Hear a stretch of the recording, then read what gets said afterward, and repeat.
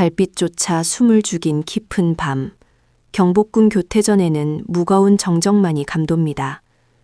중전 연희는 거울 앞에 앉아 화려한 비녀를 천천히 뽑아내며 나직이 한숨을 내쉽니다. 이 화려한 옷이 누군가에겐 권력이나 나에게는 지켜야 할 이들을 위한 굴레일 뿐.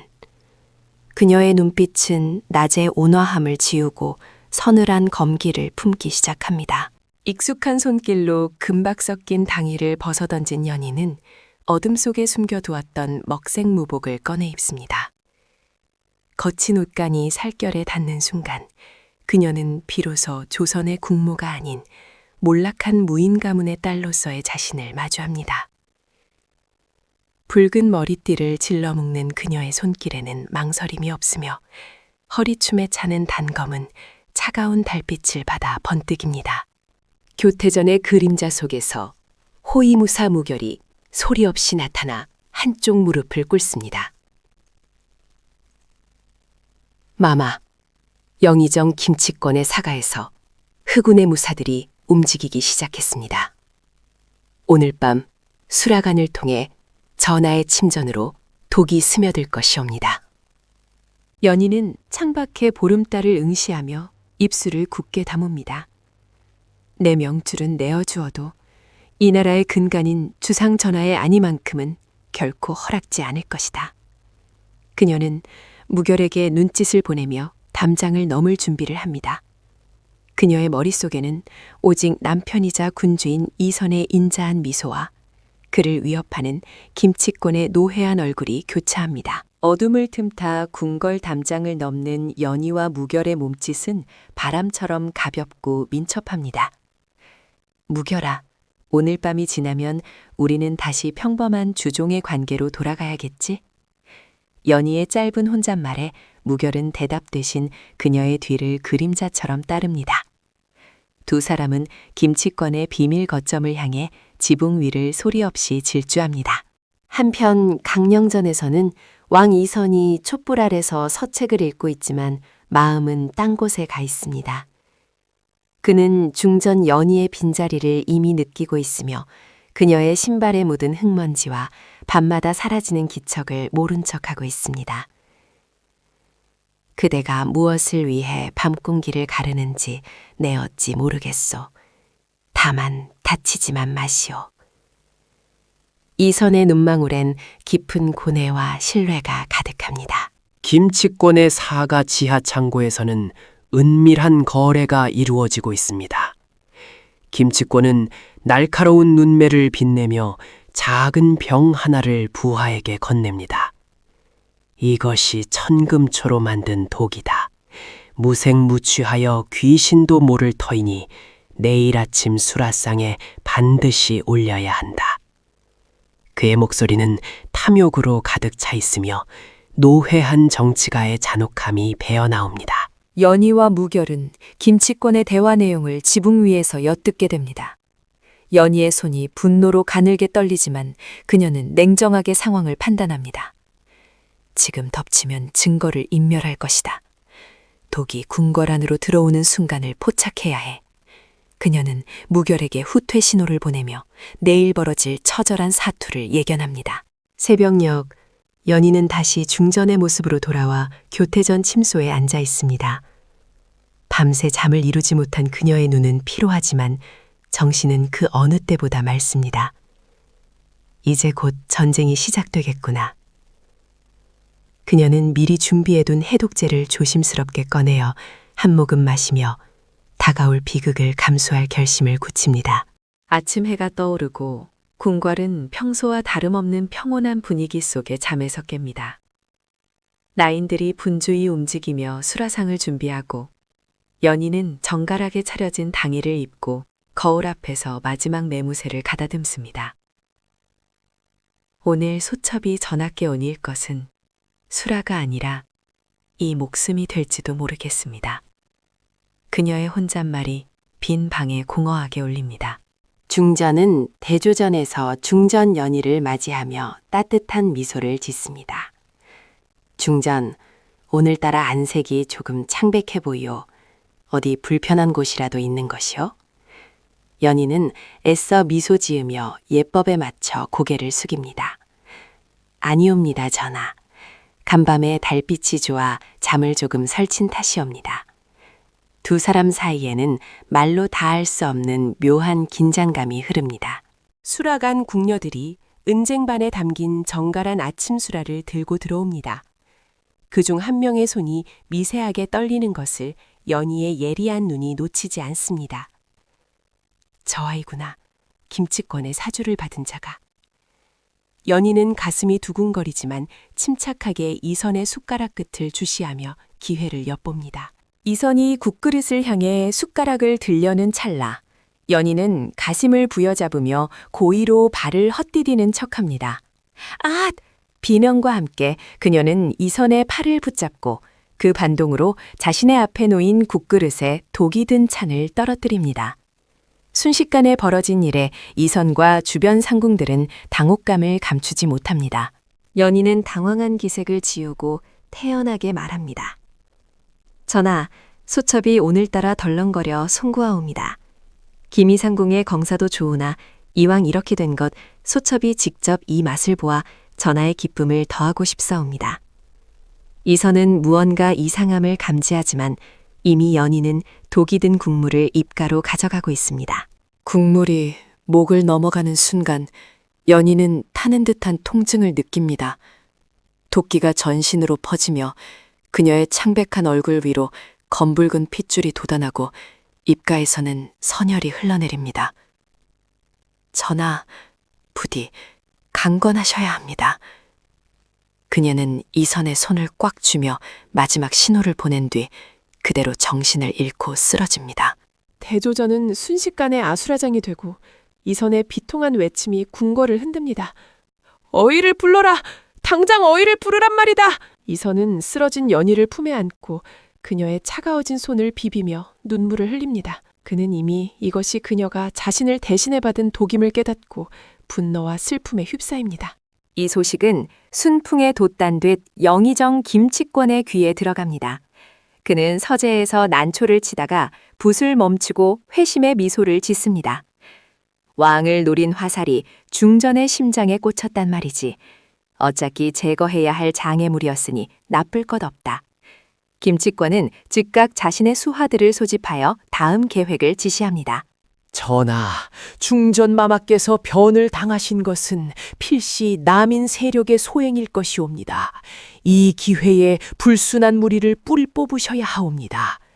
그의 목소리는 충심으로 가득 찬 듯 위장되어 있으나 이선은 그 이면의 탐욕스러운 이빨을 차갑게 내려다봅니다. 교태전 안에서는 외부인의 출입이 철저히 통제된 채 이선이 연희의 젖을 지키고 있습니다. 어이들조차 물러나게 한 이선은 연희의 귀에 대고 나직이 속삭입니다. 중전, 이제 그만 눈을 뜨시오. 그대의 연극이 성공했으니 이제 대열을 낚을 차례가 아니겠소. 그의 목소리에는 깊은 애정과 함께 단호한 결의가 서려 있습니다. 연희의 눈꺼풀이 미세하게 떨리더니 마침내 눈을 뜹니다. 미리 복용한 해독제와 그녀의 강인한 체력 덕분에 치명적인 고비를 넘긴 것입니다. 전하, 무리한 도박을 용서하십시오.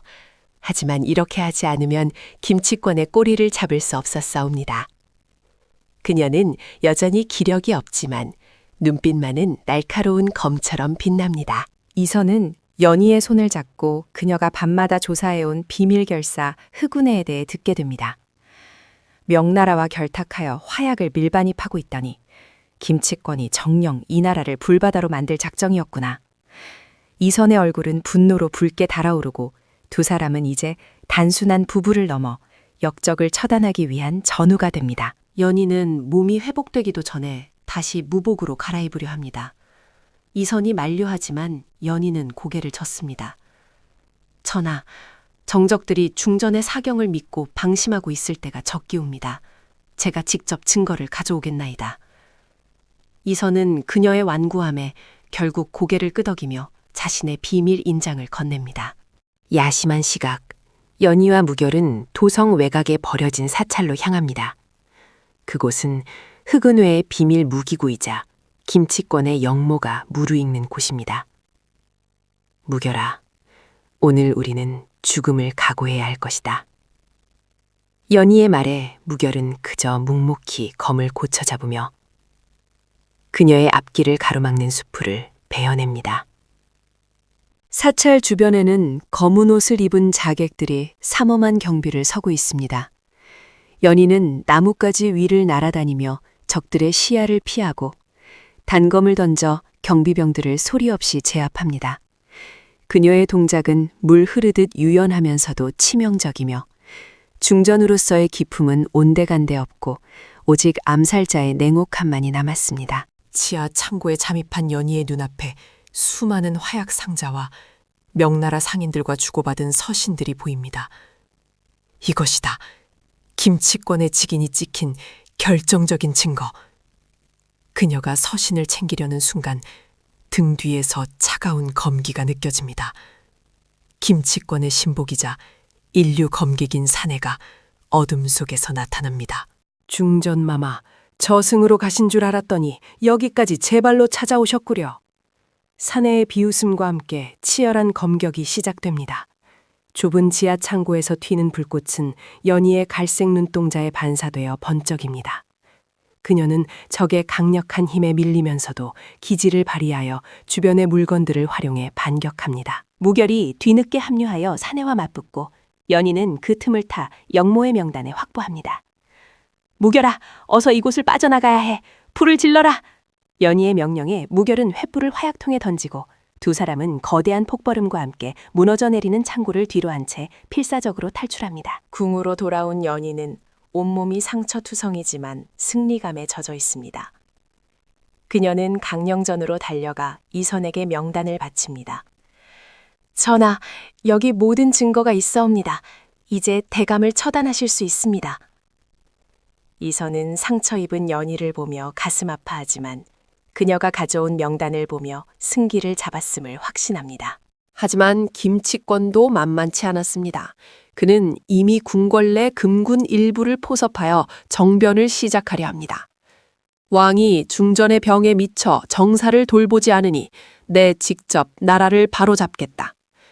김치권은 새벽을 틈타 무장한 군사들을 이끌고 광화문을 넘어 근정전으로 진격합니다. 궁궐안은 판군들의 함성과 금군들의 저항으로 혼란에 빠집니다. 이선은 근정전 보좌에 앉아 김치권이 들어오기만을 기다립니다. 그의 곁에는 아무도 없는 듯 보이지만 사실 병풍 뒤에는 무결과 정예 모사들이 숨을 죽이고 매복해 있습니다. 오너라, 김치권. 너의 탐욕의 끝이 어디인지 보여주마. 김치권이 피 묻은 칼을 들고 근정전 문을 박차고 들어옵니다. 전하, 이제 그만 내려오시지요. 옥새를 내어주시면 목숨만은 살려드리겠습니다. 그의 얼굴엔 승리자의 오만함이 가득합니다. 그러나 이선은 눈 하나 깜짝하지 않고 냉소적인 미소를 지으며 대답합니다. 대감, 그대가 기다리던 중전이 여기 와 있소. 이선의 말이 끝나기 무섭게 병풍 뒤에서 단아한 당이 차림의 연희가 천천히 걸어 나옵니다. 죽어간다던 중전의 건강한 모습에 김치권은 귀신이라도 본 듯 사색이 되어 뒷걸음질 칩니다. 어찌 이런 일이? 분명 독을 마셨거늘. 연희는 차가운 목소리로 일갈합니다. 대감의 독은 내 몸을 상하게 했으나 대감의 탐욕은 대감의 목숨을 앗아갈 것이오. 연희가 손을 들어 신호를 보내자 천장에서 무결과 무사들이 쏟아져 내려와 김치권의 호위병들을 제압합니다. 동시에 근정전 밖에서는 이선이 미리 매복시킨 친위병들이 반군들을 포위하며 전세를 역전시킵니다. 순식간에 김치권은 고립된 처지가 되어 부들부들 떱니다. 김치권은 최후의 발악으로 직접 검을 뽑아 이선을 향해 달려듭니다. 죽어라, 이씨왕조의 자손아! 하지만 그의 앞을 가로막은 것은 연희였습니다. 연희는 소매 속에서 숨겨둔 비수를 꺼내 김치권의 거대한 검을 튕겨내고 전광석화 같은 동작으로 그의 손목을 그어 검을 떨어뜨리게 합니다. 무릎을 꿇은 김치권의 목에 연희의 비수가 닿습니다. 여인이라 경시하고 중전이라 얕본 대감의 실책이요. 이 나라는 그대 같은 자의 손에 놀아날 만큼 약하지 않소. 연희의 눈빛은 서슬퍼런 칼날보다 더 차갑게 빛납니다. 김치권은 허망한 표정으로 하늘을 우러러보며 통곡합니다. 상황이 정리되고 김치권과 그무리는 옥에 갇힙니다. 이선은 자리에서 일어나 연희에게 다가가 그녀의 어깨를 감싸 안습니다. 중전, 그대가 아니었다면 오늘 이 나라는 주인 없는 집이 될 뻔했소. 과인은 그대에게 큰 빚을 졌구려. 연희는 참았던 눈물을 흘리며 이선의 가슴에 머리를 기댑니다. 며칠 후 도성광장에서는 김치권의 죄상이 낱낱이 밝혀지고 그에 동조했던 자들이 처벌받습니다. 백성들은 중전의 헌신적인 희생과 지혜에 찬사를 보내며 나라의 안녕을 기뻐합니다. 하지만 연희는 화려한 잔치 대신 교태전 뒷마당에서 묵묵히 자신의 검을 닫고 있습니다. 이선은 그런 연희를 찾아와 정교하게 세공된 은장도 하나를 선물합니다. 평소에는 장신구처럼 보이지만 유사시엔 그대의 가장 날카로운 동료가 될 것이여. 부인, 이제는 밤의 길을 혼자 걷게 하지 않겠어? 이선의 따뜻한 배려에 연희는 환한 미소로 화답합니다. 하지만 평화는 잠시였습니다. 연희는 김치권의 배후에 더 거대한 세력이 있음을 직감합니다. 그녀는 이선에게 건의하여 비밀 첩보 조직 홍련을 상설합니다. 전하, 법의 손길이 닿지 않는 어둠을 지키기 위해선 우리만의 그림자가 필요하옵니다. 연희는 직접 요원들을 선발하고 훈련시키기 시작합니다. 연희는 거리에 고아들을 거두어 그들에게 글과 무술을 가르칩니다. 너희는 이제 버려진 아이들이 아니다. 이 나라의 평화를 지키는 붉은 꽃잎들이 될 것이다.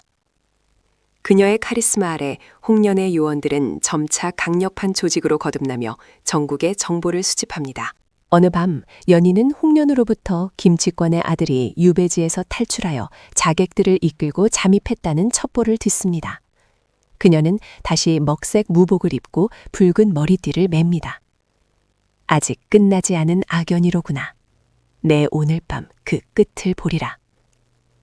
그녀의 등 뒤로 무결과 홍련의 요원들이 그림자처럼 정렬합니다. 자객들은 이선의 침소에 침투하려 하지만 연희가 미리 파놓은 함정에 빠집니다. 어둠 속에서 날아온 수표들이 자객들의 혀를 정확히 찌르고 연희는 달빛을 등지고 나타나 압도적인 무의를 선보입니다. 그녀의 검술은 예전보다 더욱 정교해졌으며 적들은 그녀의 기세에 눌려 제대로 칼을 휘두르지 못합니다. 김치권의 아들은 분노에 눈이 멀어 연희에게 덤벼들지만 그녀는 단 한 함만에 그의 검을 빼앗고 목에 칼을 겨눕니다. 네 아비는 탐욕으로 망했고 너는 어리석음으로 죽음을 재촉하는구나. 더 이상의 피바람은 허락지 않겠다. 연희의 준엄한 꾸짖음에 그는 결국 무기를 버리고 항복합니다. 이선은 소란을 긋고 밖으로 나와 상황을 목격합니다. 무복 차림으로 땀을 흘리는 연희를 보며 그는 흐뭇한 미소를 짓습니다.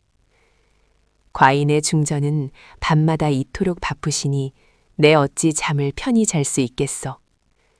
두 사람은 서로의 눈을 맞추며 말하지 않아도 통하는 깊은 유대감을 확인합니다. 세월이 흘러 조선은 태평성대를 맞이합니다.